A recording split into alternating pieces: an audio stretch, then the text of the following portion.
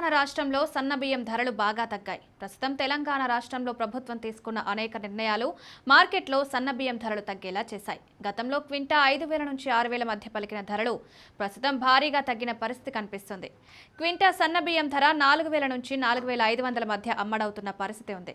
ఇక సన్నబియ్యం ధరలు బాగా తగ్గడానికి సీఎం రేవంత్ తీసుకున్న నిర్ణయాలే కారణమని ప్రస్తుతం తెలంగాణలో చర్చ జరుగుతుంది.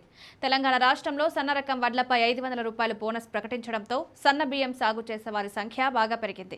సాగు విస్తీర్ణం దాదాపు గతంతో పోల్చుకుంటే రెట్టింపైంది. ఎక్కువగా సన్నబియ్యం సాగు చేయడం వల్ల పెద్దగా సన్నబియ్యం కొనుగోలు చేస్తున్న దాఖలాలు మార్కెట్లో కనిపించడం లేదు. మరోవైపు తెలంగాణ రాష్ట్ర వ్యాప్తంగా రేషన్ ద్వారా సన్నబియ్యం పంపిణీకి తెలంగాణ ప్రభుత్వం శ్రీకారం చుట్టిన విషయం తెలిసిందే. ఇప్పటికే రాష్ట్ర వ్యాప్తంగా రేషన్ షాపుల్లో గత కొద్ది నెలలుగా సన్నబియ్యం పంపిణీ జరుగుతోంది. ఇక ప్రస్తుత వర్షాకాలం నేపథ్యంలో 3 నెలలకు సరిపడా రేషన్ బియ్యాన్ని, అది కూడా సన్న బియ్యాన్ని ఒకేసారి పంపిణీ చేశారు. దీంతో సన్నబియ్యం కొనుగోలు చేసే వారి సంఖ్య మరింత తగ్గింది.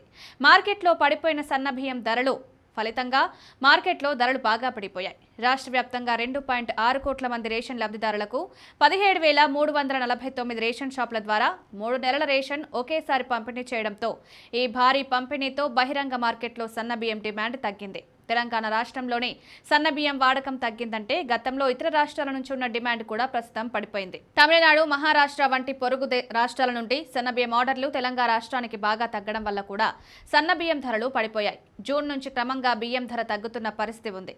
ఇక సన్నబియ్యం ధర మార్కెట్లో తగ్గడం సామాన్య, మధ్యతరగతి ప్రజలకు కాస్త రిలీఫ్నిస్తున్నాయి.